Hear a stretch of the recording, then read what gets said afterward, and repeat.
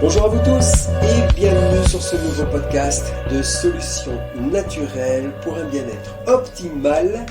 J'espère que vous allez bien. Je suis Hervé, naturopathe sophrologue depuis maintenant 25 ans, également cofondateur de vita-nutrition.fr et je vous souhaite la bienvenue sur ce podcast en direct de San José, capitale du Costa Rica. Je vais profiter de ma présence au Costa Rica pour vous faire découvrir le Costa Rica, où j'ai vécu pendant 3 ans, il y a 10 ans de cela, et vous parler de la qualité de vie, car il se trouve que le Costa Rica est le premier pays d'Amérique centrale et d'Amérique latine à avoir une telle espérance de vie. C'est 77 ans pour les hommes et 82 ans pour les femmes. Et il se trouve qu'il y a une région du Costa Rica qui s'appelle Nicoya, ça fait partie de Guanacaste, et qui est une zone bleue. Alors qu'est-ce qu'une zone bleue ? C'est une zone géographique où l'on trouve un très grand nombre de personnes âgées, très âgées, en étant en très bonne santé. Des personnes qui ont 90 ans, 100 ans et un peu plus de 100 ans, et qui sont encore actifs. Il y a 5 régions dans le monde qui sont des zones bleues. Il y en a une en Sardaigne, il y en a une sur les îles grecques qui s'appelle Icaria, il y en a une en Californie qui s'appelle Lama Linda, il y a le Japon, et c'est très connu, c'est Okinawa, et donc il y a le Costa Rica avec Nicoya. Alors le Costa Rica, je connais, comme je vous l'ai dit, j'y ai vécu pendant 3 ans. C'est un petit pays d'Amérique centrale qui a à peu près 5 millions d'habitants. C'est un des pays les moins peuplés du monde et la qualité de vie y est vraiment remarquable. C'est près de l'équateur et de fait, le climat est très stable. Il n'y a que 2 saisons par an. Il y a une saison des pluies et une saison sèche. Quand c'est la saison sèche, eh bien, il ne pleut quasiment jamais. Et puis quand c'est la saison des pluies, eh bien là, il peut pleuvoir tous les jours. Ça ressemble à des très gros orages, très violents. Il pleut énormément. Et l'avantage du Costa Rica, c'est qu'une fois que l'orage est terminé, que la pluie s'est arrêtée, eh bien vous pouvez ressortir dehors et la température y est très agréable. Alors qu'en France, par exemple, lorsqu'on a des gros orages l'été, eh bien il est facile de perdre 10 ou 20 degrés suite à l'orage. Je me souviens une fois, quand je vivais à Cap-Breton, c'était l'été, c'était en pleine canicule, il faisait 40 degrés, il y a eu un très gros orage et ensuite on avait perdu 20 degrés. Ici au Costa Rica, non, la température est très stable et elle est très stable toute l'année. Ça dépasse rarement les 35 degrés dans les régions les plus chaudes du Costa Rica et ici à San José, la capitale, eh bien, la température oscille plutôt entre 17 et 25 degrés. C'est donc extrêmement confortable.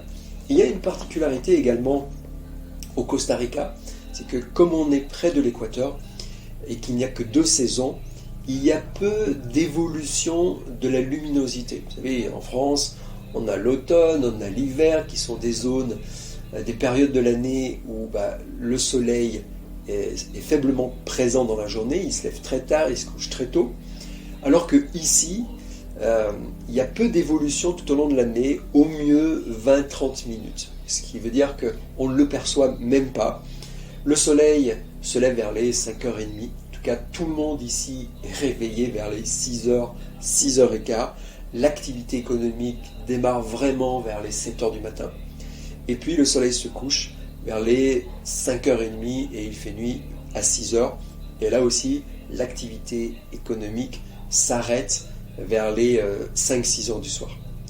Un autre rythme de vie, mais qui au final est très intéressant puisque comme il fait quand même chaud toute l'année, le fait qu'il fasse nuit à 5h30, 6h, eh bien cela veut dire que lorsqu'on va se coucher vers les 10h du soir, 11h du soir, eh bien la température a baissé et la température pour dormir est confortable. Alors qu'en France, puisqu'on a de l'avance sur le soleil en plein été, eh bien le soleil se couche très tard le soir, on va quand même se coucher vers les 11h du soir, et en fait, il fait encore très chaud. C'est tout l'avantage d'ici, c'est que le soleil se couche tôt, puisqu'on respecte le vrai horaire du soleil, Et quand on se couche, ça fait déjà longtemps qu'il est couché et que la température a baissé. Alors, le Costa Rica, ça veut dire la côte riche, car ça a été découvert en 1502 lors du dernier voyage de Christophe Colomb. C'est un tout petit pays, hein, et qui est riche, puisque ici, il y a le café. Tout le monde connaît le café du Costa Rica. On connaît aussi l'ananas du Costa Rica, parfois les bananes du Costa Rica. Et ici, on trouve tous les fruits tropicaux, donc de la papaye. Ça pousse toute l'année, on en trouve partout. Bien évidemment, elles sont très bonnes puisqu'elles sont locales, donc mûres à point tout au long de l'année. Des mangues, des fruits de la passion, des mangoustans aussi, lorsque c'est la saison, petits fruits extraordinaires. Il y a des melons aussi, on trouve des fraises, on trouve bien évidemment des bananes.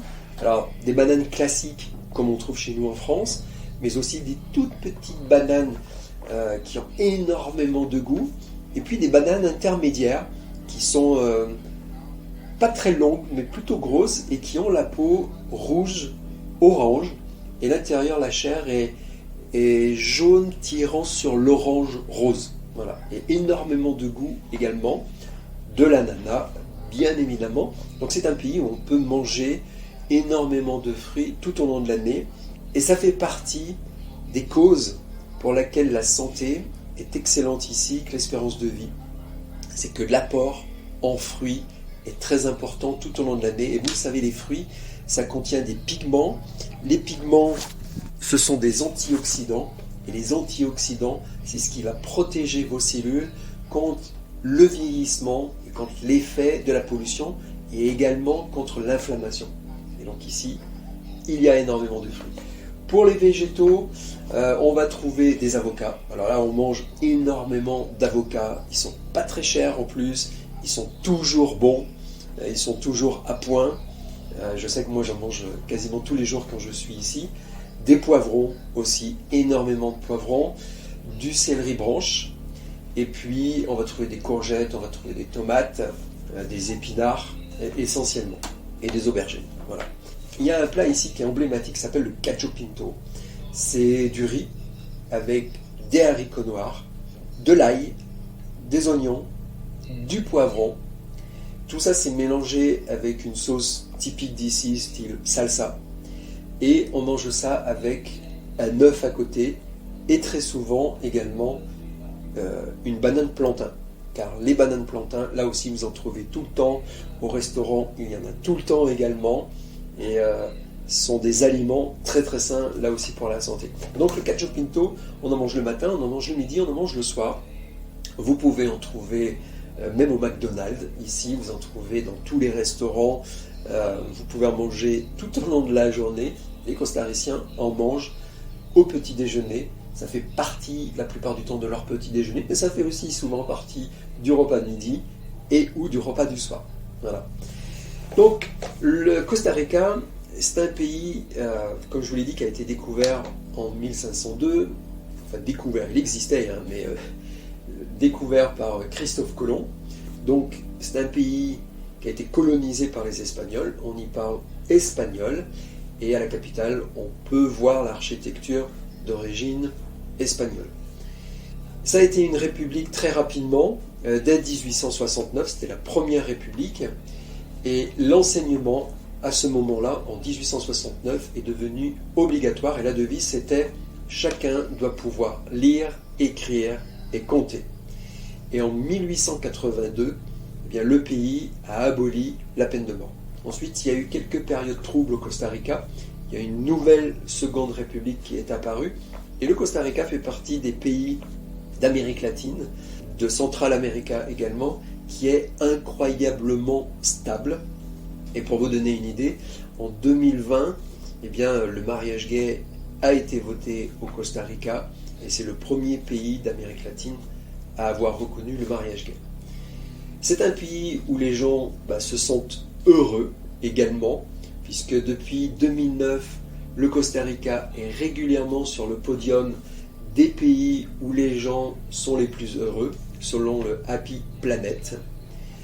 Et depuis 1948-1949, il y a eu arrêt de l'armée. Et on dit souvent que le Costa Rica, c'est la petite Suisse d'Amérique centrale, puisque c'est un pays neutre qui n'a plus d'armée et qui a préféré mettre l'argent de l'armée dans des programmes d'éducation pour la population et dans l'environnement. Et à ce titre, le Costa Rica a 6% de la biodiversité mondiale. Il y a énormément de végétaux qui sont endémiques au Costa Rica, énormément d'animaux qui sont endémiques au Costa Rica. Je pense que vous connaissez tous un petit animal du Costa Rica, c'est la grenouille. On en voit parfois dans des publicités sur Internet. C'est une toute petite grenouille verte avec les pattes orangées. Et il y a énormément de petites grenouilles comme cela, et qui sont des grenouilles très dangereuses, venimeuses. Il y en a une qui est toute rouge, et il suffit de la toucher pour être empoisonnée et mourir. Il y a également énormément de serpents, de types de papillons, de singes également dans la nature, d'alligators, de choses comme ça. C'est un pays très très riche en termes de biodiversité. Il y a la forêt vierge, bien évidemment. On peut les visiter. Il y a des parcs nationaux de protection et on peut se promener sans danger dans ces parcs et découvrir la richesse de la faune et de la flore. Et le pays donc a 2 saisons, comme je vous l'ai dit, une période sèche et une période de pluie. Quand il pleut beaucoup, et ça permet au pays d'être depuis 1 an à 100% d'autonomie en termes d'électricité grâce à l'énergie hydraulique. Donc le Costa Rica utilise la puissance de l'eau pour créer de l'électricité, et donc c'est de l'énergie verte, et c'est pour ça qu'au Costa Rica on peut voir des voitures électriques et des voitures hybrides, et qui sont maintenant autorisées à rentrer dans la capitale sans limitation, puisque ce sont des voitures électriques mais vertes, puisque l'électricité vient de la puissance hydroélectrique, ce qui est différent de nous par exemple, puisqu'on peut avoir des voitures électriques dites vertes, mais dont l'énergie électrique peut venir du charbon, peut venir du nucléaire, et le nucléaire c'est quand même moins vert que l'hydraulique. Voilà pour ce qui est du Costa Rica. Pour vous donner une idée où ça se trouve, au nord vous avez le Nicaragua et au sud vous avez Panama. C'est donc un petit morceau de terre, 5 millions d'habitants, c'est pas énorme. La capitale, 340 000 personnes. Et ici, les plages sont grises, puisque c'est un pays volcanique. Il y a énormément de volcans qui sont toujours en activité. Je sais qu'il y a peut-être 3-4 ans, il y a un volcan que j'avais visité qui est rentré en éruption, et pendant plus d'1 semaine, il y avait sur la capitale des cendres partout, dans les rues, dans les jardins, et donc chez mes amis. C'est un pays volcanique, ce qui veut dire que c'est également un pays avec des tremblements de terre. Il y en a régulièrement. La capitale a déjà été détruite dans le passé, ils l'ont déplacée, et c'est pour ça qu'ici on trouve à 99% de toutes petites maisons, essentiellement avec du bois et des moellons bien évidemment, et puis un toit qui est très léger, notamment fait de tôle. Alors ici c'est très bien parce qu'il ne fait jamais froid, il n'y a pas de chauffage dans les maisons, mais c'est fait exprès pour pouvoir supporter les tremblements de terre sans que tout s'écroule et sans que les gens périssent dessous. Et lorsque je vivais au Costa Rica, je me rappelle, il y avait des tremblements de terre, mais très très régulièrement. La première fois, ça fait l'effet comme si un camion rentrait dans le mur de la maison. Puis vous sentez que ça craque, vous voyez les murs bouger de droite et de gauche, et c'est assez impressionnant. Mais lorsque vous constatez que vos amis qui vivent ici, eux, ne sont pas surpris, ne sont pas apeurés, progressivement vous vous habituez à vivre avec. Et parfois ça arrive lorsque vous mangez, donc vous voyez les plats sur la table bouger de droite et de gauche, vous sentez que les murs bougent aussi, et au final tout va bien. Donc voici pour le Costa Rica. Vous comprenez que la qualité de vie est très sympathique, puisqu'il y a peu d'humains au mètre carré, il y a énormément de nature, il y a une température qui est très équilibrée tout au long de l'année, il y a énormément de végétation, il y a la possibilité de manger des fruits, des légumes locaux, qui sont gorgés de vitamines, de minéraux. Il y a le fait que les costariciens mangent des haricots rouges, des haricots noirs, bien évidemment du maïs, avec les tortillas. Et tout ça, eh bien, ça contribue à l'espérance de vie qui est élevée ici, je vous le rappelle, c'est 77 ans pour les hommes et 82 ans pour les femmes. Et donc il y a une zone bleue, où là, l'espérance de vie est encore supérieure, puisque 13% dans cette zone des personnes ont plus de 90 ans.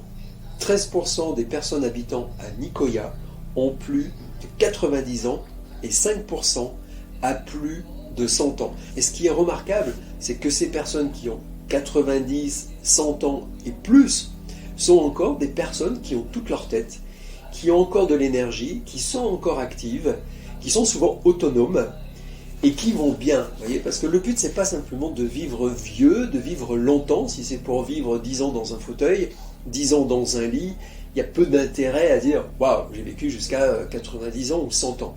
Mais si on arrive à vivre jusqu'à 90, 100 ans en étant autonome, en ayant sa tête, en étant en bonne santé, alors là, ça vaut le coup. Et il se trouve que au Costa Rica, et plus particulièrement dans cette zone, eh bien, les gens sont en bonne santé. Il y a un très faible taux de cancer, il y a un très faible taux de maladies cardiovasculaires, de diabète également. C'est une bonne santé pour toutes les personnes qui habitent dans cette région. Alors pourquoi ? Pourquoi les gens vivent vieux ? Alors il y a plusieurs raisons. Il y en a une qui tient à la qualité de vie. C'est quelque chose que vous pouvez remarquer dès que vous arrivez au Costa Rica. Vous avez l'impression que tout se déroule sous vos yeux en slow motion. Vous savez, c'est comme si tout était lent. C'est comme si le film se déroulait sous vos yeux à vitesse réduite, au ralenti. Ici, vraiment, vous avez la perception que tout est calme, que tout est apaisé. Bien évidemment, si vous êtes dans l'hypercentre de la capitale, ça sera différent. Mais encore, on sent que ce n'est pas la même vitesse et la même énergie qu'en France ou qu'à Taïwan lorsque je vais régulièrement. Même en centre-ville, c'est plutôt calme. Et bien évidemment, lorsque vous sortez de la ville, alors là, tout est vraiment hyper calme. C'est assez déroutant d'ailleurs. Il y a peu de bruit et c'est très calme, très apaisant. Donc ça fait partie des causes. Et souvent, les gens qui vivent à Nicoya le disent, c'est que pour eux, il n'y a pas de source de stress, à la différence des gens qui vivent dans les villes. Et donc, l'absence de stress, bien évidemment, ça contribue à aller bien et à prolonger l'espérance de vie, puisqu'on le sait, lorsqu'on est stressé, eh bien, on sécrète des hormones liées au stress, et ces hormones liées au stress, eh bien, ça va empoisonner notre corps, et ça va détruire notre santé, ça va détruire notre immunité, ça va favoriser les inflammations, et l'inflammation, on le sait, c'est la base pour développer par la suite des cancers, des problèmes de poids et plein de choses. Donc, première raison, c'est l'absence de stress, la sérénité liée à l'environnement. Ensuite, il y a le climat qui est très stable tout au long de l'année. Et ce climat stable participe à aller bien. Lorsqu'en France, le climat change d'une semaine à l'autre, qu'on peut passer de 0 à 20 degrés, comme ça s'est produit ce mois de décembre, ou qu'on a toutes les saisons qui défilent, où on peut avoir 40 l'été, moins 10 l'hiver, ou 0, c'est difficile pour l'organisme parce qu'on doit s'adapter continuellement à notre environnement et on perd de l'énergie à chaque fois. Ici, la température est très stable tout au long de l'année, ce qui fait qu'une fois que le corps s'est adapté, eh bien, il n'a plus obligation à combattre et à dépenser de l'énergie. Ça, moi, je l'ai ressenti dès que je suis arrivé. Il m'a fallu 1 mois ou 2 pour bien m'adapter. Et ensuite, j'ai senti que mon énergie ne faisait que croître. J'ai pris du poids parce qu'avant d'arriver, j'étais plutôt mince. Avant d'arriver, j'avais des problèmes de gluten. Et ici, j'ai tout solutionné. Et donc, le climat et la stabilité, bien évidemment, ça participe. Mais également que la température, elle soit au-delà de 20 degrés. Puisque lorsque vous êtes en dessous de 20 degrés, lorsque vous êtes à 10 ou à 0 ou à moins 10, eh bien, vous dépensez énormément d'énergie pour contrebalancer ce froid. Lorsque toute la journée, toute l'année, vous êtes dans les 20-30 degrés, votre corps dépense peu d'énergie par rapport à cette température, et ça aussi, ça y participe. Ensuite, dans cette zone, c'est une zone qui est un peu reculée. De fait, il n'y a quasiment pas de voitures, il n'y a pas d'entreprise, c'est très nature, et là la pollution elle est bien évidemment beaucoup plus basse qu'ailleurs. L'alimentation des gens, beaucoup de fruits, beaucoup de légumes, donc tout ça c'est antioxydant comme je vous l'ai dit, et également ça combat l'inflammation. Et encore une fois, moins vous avez d'inflammation dans votre organisme, mieux vous vous portez en termes d'immunité, de confort articulaire, mais également le risque de développer des cancers. L'alimentation est telle aussi que pour ces personnes, il n'y a pas d'obésité. Et ça, c'est très important puisqu'on sait que l'obésité, l'excès de poids, ça perturbe la santé, ça perturbe les sécrétions hormonales, ça génère des processus d'inflammation régulière et ça pose de nombreux problèmes, que ce soit cardiovasculaire ou autre, d'hypertension, de diabète. Donc l'absence d'excès de poids pour ces personnes participe à leur espérance de vie qui est hors norme. Ensuite, ce sont des personnes qui prennent également le temps de faire des siestes, une petite pause dans la journée pour se rééquilibrer. Et ce sont des personnes qui sont également actives tout au long de leur vie. Nous, on a souvent l'habitude de se dire qu'à partir de la retraite, on va lever le pied, on va arrêter de travailler et la vie sera cool. Eux, ici, eh bien, ils continuent à être actifs 60, 70, 80, 90, 100 ans. Ils sont encore actifs. Alors, ils peuvent travailler dans les champs, ils peuvent travailler dans leur jardin, ils peuvent couper du bois, comme ils expliquent. Ils font aussi beaucoup de marches, puisqu'ils ont besoin de se déplacer peut-être d'un village à l'autre, ou alors de chez eux jusqu'à leur terrain. Et donc, ils sont énormément actifs. Et nous, en Occident, aujourd'hui, on est très peu actifs. J'en ai souvent parlé dans les podcasts, mais on est très très peu actifs. On est souvent assis, on prend le bus, on prend le tram, on prend le métro, on prend la voiture. Ensuite, on est assis là où on travaille. Le soir, on est assis. Et quand on rentre du travail, on n'a pas toujours l'envie, l'énergie d'aller faire du sport. Et l'absence d'activité physique répétée pendant 40 ans, 50 ans, bien évidemment, ça pose des problèmes de santé. Alors qu'eux sont actifs du matin au soir. En fait, ils vivent un peu comme nos arrière-grands-parents. Et en étant actifs du matin au soir toute leur vie, eh bien, ça contribue à rester en bonne santé, d'avoir de la masse musculaire, d'avoir de la flexibilité et d'être autonome. Donc ça, c'est important.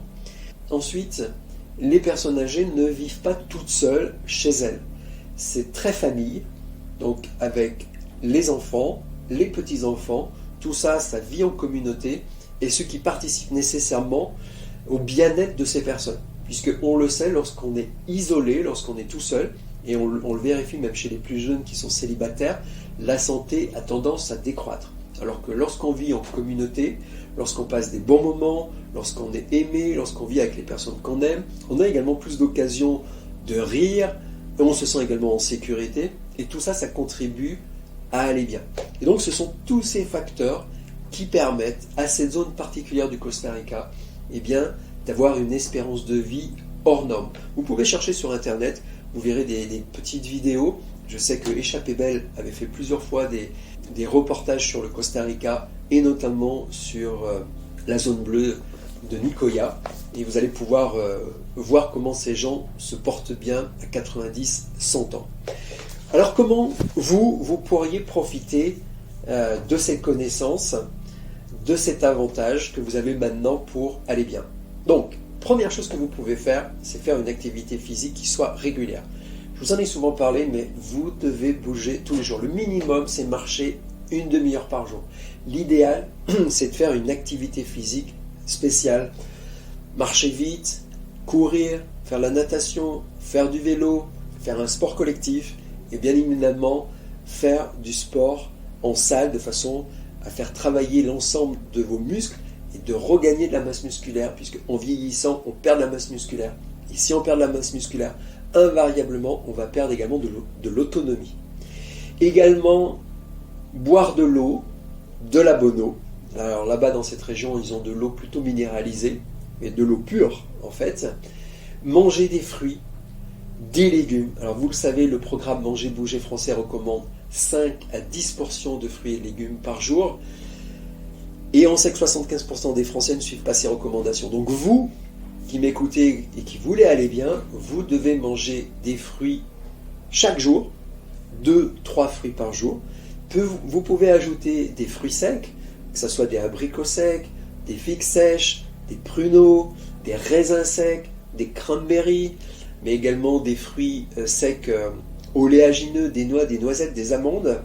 Et puis manger des légumes midi et soir. Et parmi les légumes que vous pouvez manger toute la famille des crucifères qui sont des antioxydants très puissants, qui contiennent des antioxydants très puissants. Manger de l'ail, manger des oignons, ici on en mange beaucoup, manger des poivrons, mais en tout cas manger des légumes midi et soir. Manger également des légumineuses. Les légumineuses, c'est les lentilles, les pois chiches, les flageolets, les haricots rouges, les haricots blancs, le soja. Ça, il faut en manger régulièrement dans la semaine. Ça permet d'équilibrer l'apport protéines animales et protéines végétales. Alors ces gens-là ne sont absolument pas végétariens, mais ils mangent des haricots rouges, des haricots noirs régulièrement dans la semaine, et on sait que ça a un rôle très important sur la régulation de la glycémie, sur la régulation de l'appétit, sur le maintien d'une flore intestinale qui soit de bonne qualité. C'est peu gras également, et c'est beaucoup moins acidifiant que la viande. Donc augmentez votre apport en légumineuses. Si vous mangez de la viande, continuez à en manger, mais augmentez la part des protéines végétales de façon à mieux équilibrer vos apports en protéines. Détendez-vous, apprenez à vous relaxer. Alors sur notre site, vous allez pouvoir trouver des audios à télécharger qui sont de la sophrologie ou de la respiration. Ça, c'est fait pour vous aider. Et puis, utilisez notre produit Green Angel. Alors vous l'avez en version gélule et en version poudre. Ce sont deux formules très proches l'une de l'autre aujourd'hui et qui vont vous apporter un très large spectre de super aliments de façon à apporter à votre organisme des antioxydants qui vont protéger vos cellules contre les effets du vieillissement et les effets de la pollution. C'est vraiment quelque chose qui vous permet d'aller bien dans la durée. Et puis, régulièrement, aidez votre corps dans son processus d'élimination des déchets et des toxines. Vous voyez, ces personnes, elles vivent en pleine nature. C'est un pays qui est peu peuplé. Il y a l'océan de chaque côté du pays. Là où ils sont, il y a l'océan vraiment tout proche. Et donc la pollution, elle y est très très faible. Nous, on vit tous en France, en Europe. La pollution, elle est réelle. L'OMS nous dit que 92% d'entre nous, en France, en Europe, on respire un air qui est trop pollué. On a les aliments qui ne sont pas toujours incroyablement clean également. Donc on doit aider notre corps à éliminer les déchets et les toxines. Nous, à Vita Nutrition, on vous recommande 10 jours par mois. Vous pouvez le faire avec Pure Angel en gélule ou Herba au pur. Et lorsque vous aidez votre corps à avoir moins de déchets, moins de toxines, alors naturellement, votre santé, elle s'améliore. Donc, nutrition et protection cellulaire avec le Green Angel et élimination et détox avec Pure Angel ou Herba au pur. Ça, c'est la base si vous voulez aller bien. Et si vous faites tout ça encore et encore, eh bien vous mettez toutes les chances de votre côté pour aller bien, puisque je vous le rappelle, le temps est simplement un amplificateur de vos actions. Si vous faites de petites erreurs et que vous les répétez encore et encore durant 20 ans, 30 ans, 40 ans, 50 ans, vous ne pourrez pas espérer aller bien plus tard. Par contre, si vous posez des bonnes actions encore et encore, eh bien tout ça, ça s'ajoute, ça s'additionne, ça s'amplifie, et vous pouvez espérer aller bien malgré l'âge, malgré les circonstances, malgré la saison. C'est tout ce que je vous souhaite, c'est prenez soin de vous, allez bien pour profiter pleinement de la vie terrestre, parce que la vie nous offre quand même la possibilité de vivre des choses fantastiques. Mais pour ça, c'est mieux d'être en pleine forme. Voilà. Et j'espère que ce podcast en direct du Costa Rica de San José vous a plu, que vous y avez appris des choses et que vous allez pouvoir mettre en place dans votre vie des petites améliorations pour aller de mieux en mieux. Je vous dis à très très bientôt sur un prochain podcast. En attendant, prenez soin de vous. Ciao ciao.